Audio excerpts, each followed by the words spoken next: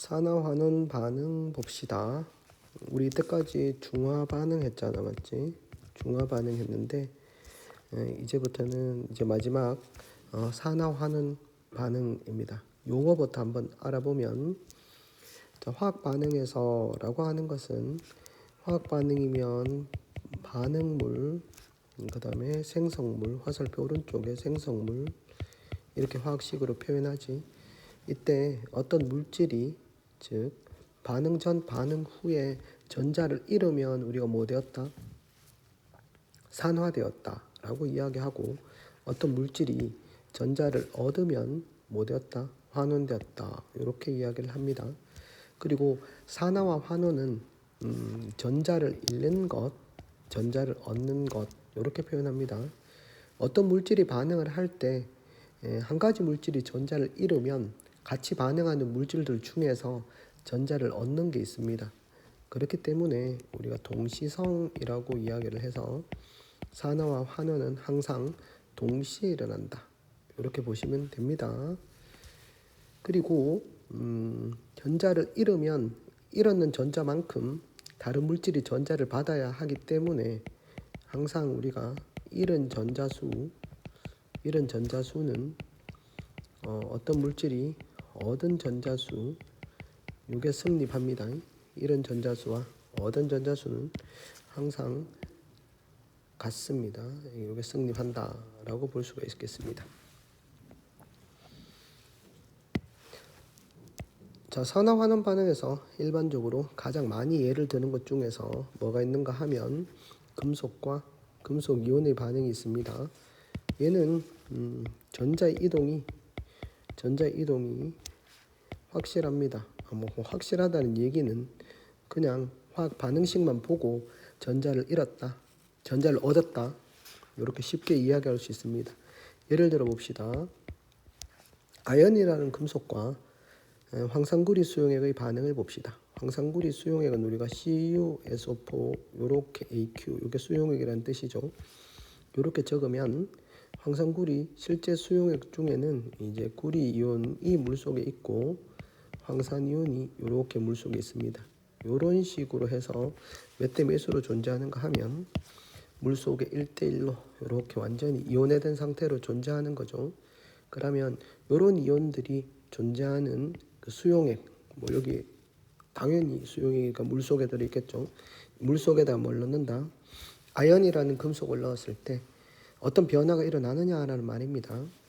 자, 여기 보면 사포로 문지른 아연, 사포로 문지른 이유는 아연은 산소하고 반응해서 그 부분에 산화피막이 형성되어 있기 때문에 아연을 이제 산화피막을 지우는 거죠. 산화피막을 지우고 아연이 드러나게 하기 위해서 사포질하고 난 다음에 이것을 황산구리 수용액에 넣는다. 그러면 두 번째, 수용액의 색이 어떻게 변했는지, 아연반 표면에서 어떤 변화가 일어났는지 보는 거죠. 어떤 변화가 일어났는지 보는 거야. 어떤 변화가 일어났는지 보는 거야. 그렇게 되었더니만 결과 수용액 푸른색이 점점 연해졌고, 용액안에서 이제 푸른색을 나타내는 이온은 구리 이온이 있습니다. 구리 이온이 물속에 있을 때 색깔이 푸른색입니다. 그리고 아연판 표면에 붉은색 금속이라고 하면 우리가 구리를 뜻합니다. 아연판에 구리가 석출되었다. 이게 눈으로 보는 거죠. 이렇게 눈으로 이런 변화가 생겼습니다. 이거를 화학에서는 원자나 분자 수준에서 이제 이런 변화가 어떻게 일어났는지 설명을 하게 됩니다. 자, 여기 보면 이게 처음이죠. 처음에 이렇게 넣어두었습니다. 처음에 이렇게 넣어두면, 자, 아연판이 지금 아연판을 황산구리 수용액에다가 넣어 놓습니다. 여기는 구리 이온도 있고 황산 이온도 있겠죠. 이렇게 황산 이온도 있습니다. 몇 대 몇으로 있다? 이게 SO4, 이게 E-하고 CuE 플러스가 1대1로 이렇게 존재하죠. 자, 연판택을 넣게 되면 어떤 변화가 생기는가라고 했을 때 구리가 석출이 되고 푸른색이 연해진다고 했습니다. 왜 이런 현상이 일어나는지 보면, 자, 아연판때기 속에는 어떻게 되어 있습니까? 우리가 아연이란 금속은 금속 양이온들을 자유전자, 이런 것들이죠. 자유전자가 이어주는 역할을 합니다. 이렇게 되어져 있겠죠. 자, 금속 양이온들과 자유전자 이렇게 금속 판때기 안에는 있는데 여기 물 속에다가 넣어 놓으면 즉 아연이온이 구리 안에 있는 아연이온이 물 속으로 이렇게 나옵니다. 이렇게 녹아져 나온다라는 표현을 쓰죠.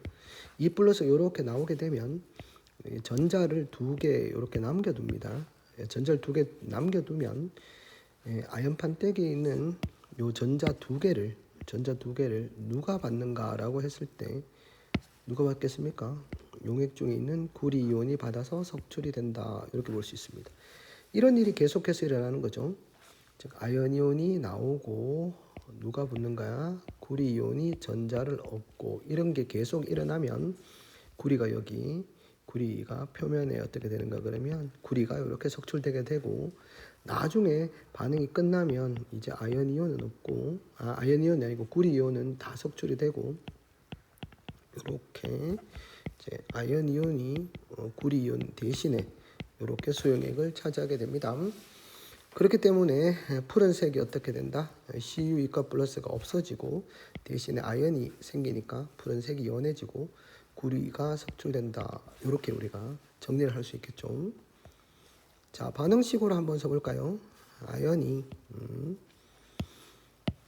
아연이 구리 플러스 아연이 ZnE 플러스죠. 이렇게 아연 판때기 속에서 아연 E 플러스로 이렇게 수용액 중으로 나오고 맞죠?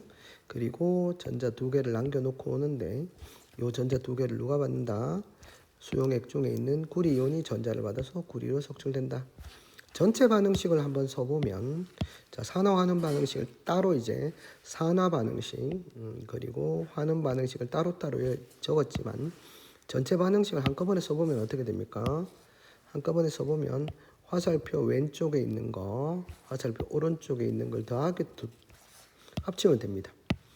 합치면 이제 이거는 없어지겠지. 없어지고 난 다음에 우리가 전체 산화환원 반응식을 이렇게 쓸 수 있습니다.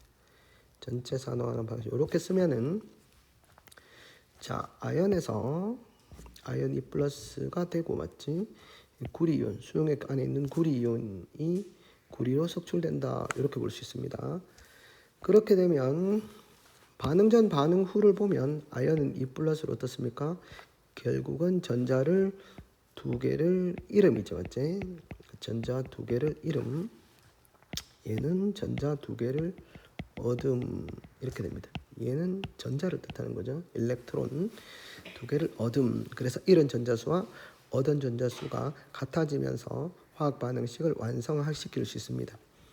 SO4E- 이제 황산이온 같은 경우는 그대로 물 속에 있죠. 구경꾼 이온으로 반응에 참여하지 않고 남아 있다.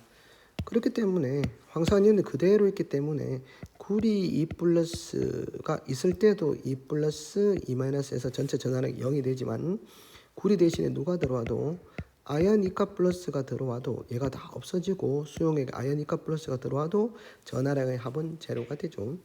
이렇게 항상 수용액에는 양이온의 전하량의 합, 음이온의 전하량의 합이 제로가 된다. 이렇게 보시면 됩니다. 자, 여기서 우리가 어떠한 것을 더 알아야 되는지 봅시다. 첫 번째 수용액 중의 이온수 한번 봅시다. 수용액 중 이온수는 변화가 없습니다. 변화 없음. 당연히 구리도 E 플러스죠. 맞죠? 원래 있었던 구리도 E 플러스고 그 다음에 들어간 Zn도 E 플러스이기 때문에 전하량이 똑같죠? 전하량이 똑같은 상태에서는 그대로 이렇게 1대1로 교환이 되기 때문에 이제 변화가 없다라고 볼 수 있겠습니다. 두 번째, 이거 예전에 나오는 건데 수용액의 밀도. 밀도는 부피분의 질량이죠, 맞죠? 부피분의 질량 이렇게 볼 수가 있겠는데 부피는 일정하다고 보고 맞지? 질량이 어떻게 바뀌냐라고 했을 때 자, 구리는 29번, 원자 번호가 29번, 아연이 30번이기 때문에 한 개 한 개 비교하면 아연이 더 무겁습니다. 그래서 수용액의 밀도는 부피는 그대로지만 질량이 큰 아연이 나오기 때문에 밀도는 증가한다. 이렇게 볼 수 있습니다.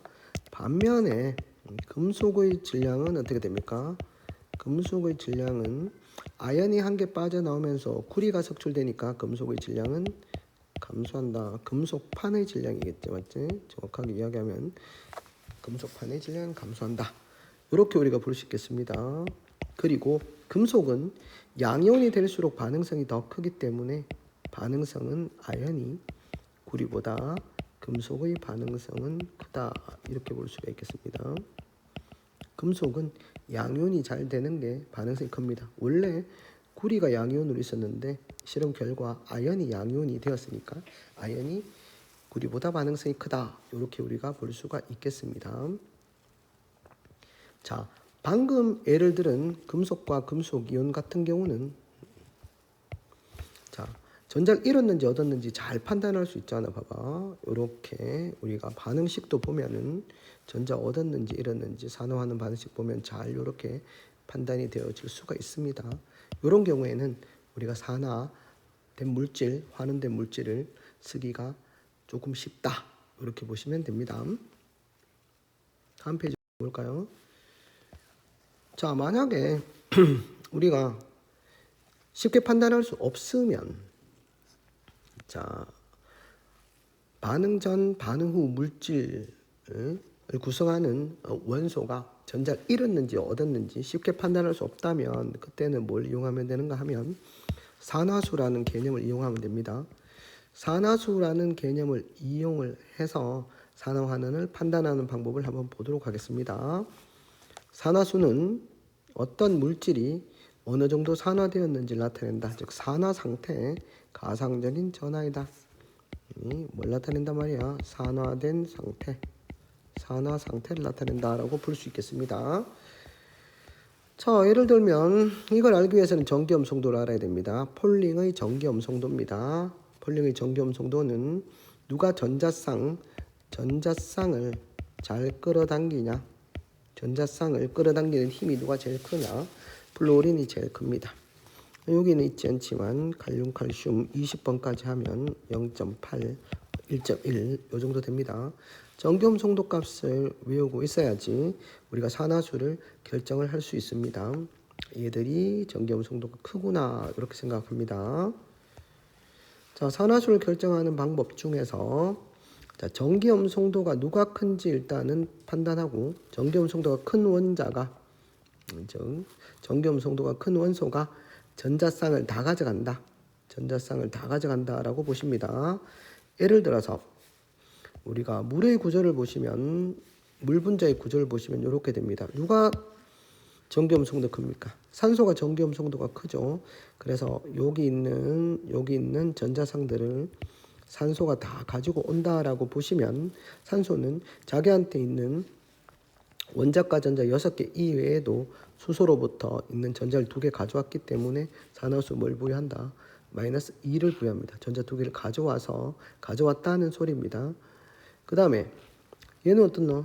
플러스 1 원래 가지고 있던 자기 거를 산소 쪽으로 뺏겼다라고 하는 거지. 그래서 마이너스 2하고 플러스 1 얘는 마이너스 2 얘는 산화수가 플러스 1 됩니다. 그래서 물에서 수소와 산소의 산화수는 저렇게 결정한다라고 보시면 되겠습니다. 자, 그 다음번에는 간단하게 몇 가지 한번 보도록 하겠습니다. 자, 여기에서 질소는 어떻습니까? 생리 화살표로 질소가 전기염성도가 3.0, 얘가 2.1이 되겠지? 그럼 이쪽으로 한 개 가져오고 이쪽으로 한 개, 이쪽으로 한 개 가져옵니다. 이 공유 전자쌍을 다 가지고 오니까 그러면 N은 플러스 3, 얘는 플러스 1, 플러스 1, 요것도 플러스 1 이렇게 됩니다. 그래서 NH3에서 N은 플러스 3, 플러스 3이 아니고 뭐야? N은 마이너스 3, H는 플러스 1의 산화수를 가진다. 이렇게 볼 수가 있겠습니다. 자, CO2 같은 경우는 어떻게 됩니까? CO2 같은 경우는 전기염성 얘가 크죠. 얘가 큽니다. 몇 개를 두 개를 가져오게 되는 거죠. 맞죠? 산소 같은 경우는 그럼 2개를 가져왔으니까 마이너스 2, 얘도 마이너스 2 이렇게 됩니다. 수소는 여기 한 손 얼마? 4개를 내는 거 플러스 4. 그래서 CO2 이렇게 되면 요 탄소는 얼마? 발음이 자꾸 건너옵니다. 플러스 4. 요거는 뭐다? 산소는 마이너스 2. 이렇게 산화수를 쓸 수 있겠습니다. 자, CH4 같은 경우는 간단히 화살표를 해볼까요? 누가 전기음성도가 더 큽니까? C가 더 크죠. 하나, 둘, 셋, 네 개를 가져왔습니다. C는 플러스 4, H는 플러스 1 이렇게 되죠. 그래서 CH4 같으면 C가 마이너스 4 이렇게 됩니다. 누가 여기 플러스 4라고 적어놨지? 이거 마이너스 4 이렇게 되겠지? 마이너스 4 됩니까? 자, 똑같이 한번 해봅시다. 자, 요거는 우리가 에탄올입니다. 에탄올에서 산화수를 한번 써봅시다. 자, 여기 같은 경우는 요렇게 가져옵니다. 맞지? 얘는 마이너스 3, 얘는 플러스 1 이렇게 됩니다. 근데 여기 요 탄소 같은 경우 얘는 같겠지. 맞지? 같은 원소끼리니까 뭐 가져오거나 그런 게 없습니다. 여기서 하나 가져오고 여기서 하나 가져오고 이쪽으로 한 개 잃었지. 그럼 두 개를 가져왔지만 한 개를 잃었으니까 어떻게 되겠노? 마이너스 1 이렇게 되겠습니다. 요거는 양쪽에서 다 가지고 오지. 여기 있는 것도 이렇게 가져올 수 있으니까 마이너스 2 플러스 1 이렇게 되겠습니다. 그래서 요걸 적어보면 C2H5OH 이렇게 적어보면 우리가 산화수를 일반적으로 적을 때 산소는 마이너스 2 되는 거라고 할 수 있지만 요 탄소 같은 경우는 탄소 두 개가 한 개의 탄소는 뭘 가진다? 마이너스 1 또 한 개의 탄소는 마이너스 얼마입니까? 3을 가져서 우리가 평균적으로 여기서는 그냥 뭘 가진다? 플러스 2를 가진다라고 하는데 실제 자세하게 들어가 보면 마이너스 3 그리고 마이너스 3, 마이너스 1 두 가지 산화수를 가질 수 있습니다. 이게 플러스 2가 아니고 마이너스 2겠죠. 이 플러스 마이너스 1에 헷갈리노? 이게 마이너스 2 이렇게 되겠습니다. 자, 그리고 과산화수소 특별한 경우는 앞에서 여러분들 이렇게 그렸지 않습니까? 과산화수소 이렇게 그렸습니다. 산소는 비공유 전자쌍 이렇게 있기 때문에 우리가 해보면 이렇게 가지고 오죠. 이렇게 가지고 오고 얘는 같은 것끼리니까 마이너스 1 마이너스 1 플러스 1 플러스 1 이렇게 볼 수 있습니다. 그 다음 N2F2 자, N2F2 자, N2F2 이렇게 되지. F2 이렇게 되면 산화수를 한번 써봅시다. 여기서 이렇게 뺏기고 있죠. 이렇게 뺏기고 이렇게 뺏기죠. 맞죠? 이렇게 뺏기고 여기 두 개가 있죠. 여기 이렇게 비공유 전자성 두 개가 있습니다. 얘는 어떻습니까? 마이너스 1 얘는 플러스 1 플러스 1 얘는 어떻게 된다? 마이너스 1 이렇게 산화수를 적어줄 수가 있겠습니다. 자, 일반적인 산화수 적는 방법에 관한 이야기를 했습니다. 여기까지 하겠습니다.